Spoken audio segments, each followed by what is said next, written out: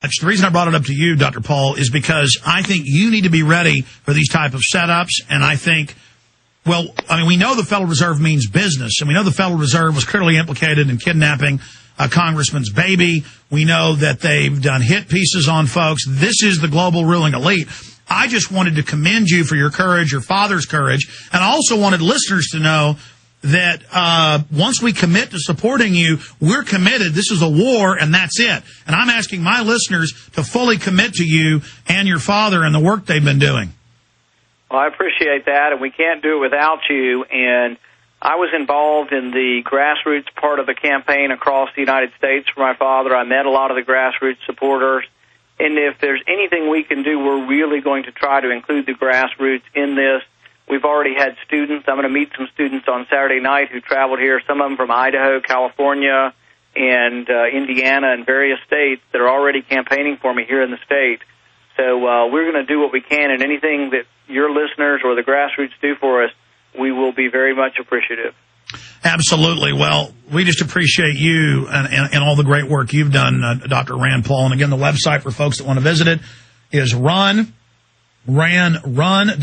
is the Money Bomb site. And then his official site is randpaul2010.com, and it is up right now, so that's good. Servers are testing out nicely there. We'll take a few calls, and then we're going to end this official interview with Dr. Paul here in just about 5 minutes. Matt in Ohio, then Mike in Sweden, Michael in Mass. That'll be the 3 calls we have time for. Matt, you're on the air with Dr. Rand Paul. Hello. I appreciate you taking my call. And I wanted to say thank you, Dr. Paul, for hopefully choosing to run for the Senate. I think you definitely stand up for every person in the country who honors individualism and honors the Constitution when you do that, because there certainly aren't many alternatives who are running for office who do represent those values. My question was regarding the Federal Reserve. What do you think the odds are that the Federal Reserve may bankrupt itself by the activities in buying up all these, toxic assets, these CDSs and car companies and whatnot, similar to the way it bankrupted itself in the 30s, or at least allegedly did. I don't know that was ever made public. And the fact that the response back then was to make owning gold illegal, to collect gold in order to shore up the Federal Reserve's balance sheet. What's your question, sir? What are the odds that would happen again, and what do you think would be the response, by the nation this time? Yeah, what's going to happen if they try to ban the gold, give us paper back, and then double the price a year later? Are Americans going to put up with that? I mean, most people didn't turn it in back then.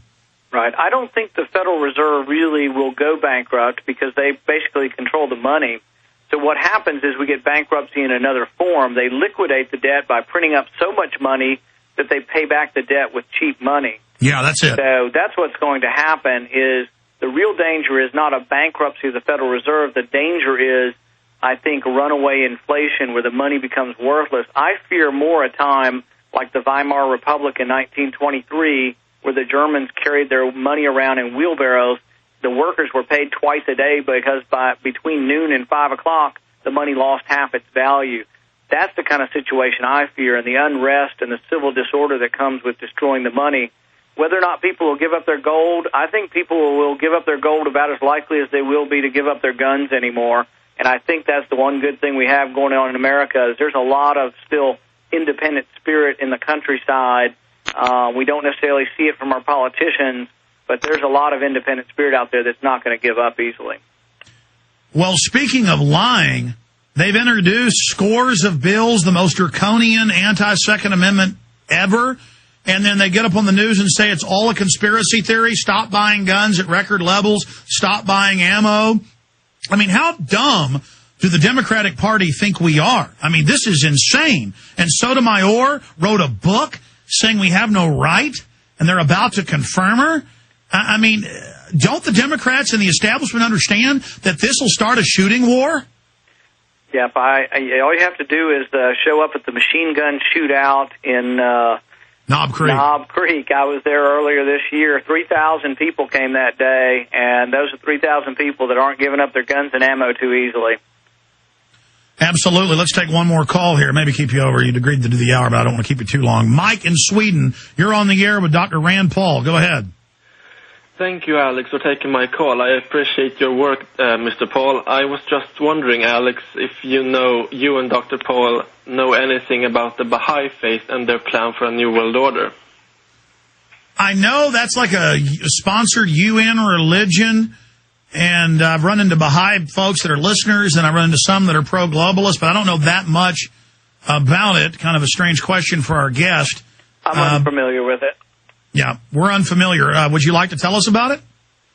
Yeah, it says on Wikipedia that the system that they envision for the future involves a world parliament, a world police force, a binding world tribunal, and a universal bill of human rights, and so forth. I know a lot of religions are pushing that. In fact, Rand Paul had agreed to stay to the end of the hour. I was just going to let him go early. Stay there, Doc. I want to get your comment on this on the other end. Plug the Money Bomb address one more time and take one more call from Michael in Mass, because I want to get your take on Dr. Holdren, the White House science czar. I'm sure you've seen this. It's been all over the news.